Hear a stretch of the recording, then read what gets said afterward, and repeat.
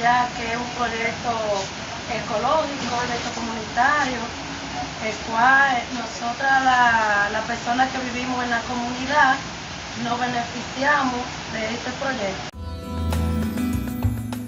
Bueno, el proyecto surgió que primero vinieron a hacer ranching por aquí, entonces de ahí fue que surgió la idea de hacer un rancho-restaurante para ofertarle desayuno a los turistas que pasaban por acá. Pasaban diario hasta 110 turistas, entonces desayunaban en un lugar que le llaman Las Cuásaras. De ahí surgió la idea de hacer un rancho-restaurante para ofertarle desayuno. Después de tener rancho-restaurante, venían los visitantes, querían quedarse porque les gustaba el lugar.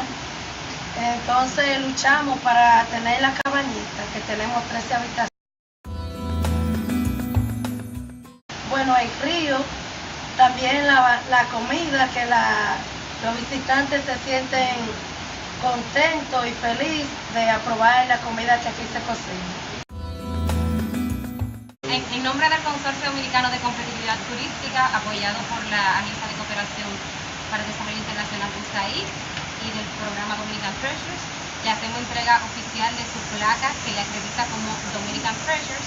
Esta placa usted debe colocarla en un lugar visible para que los huéspedes que lleguen a su establecimiento pues conozcan de que ustedes son Dominican Treasures. Gracias por tenernos a nosotros este reconocimiento tan valioso, que gracias a Dios somos parte de Dominican Treasures.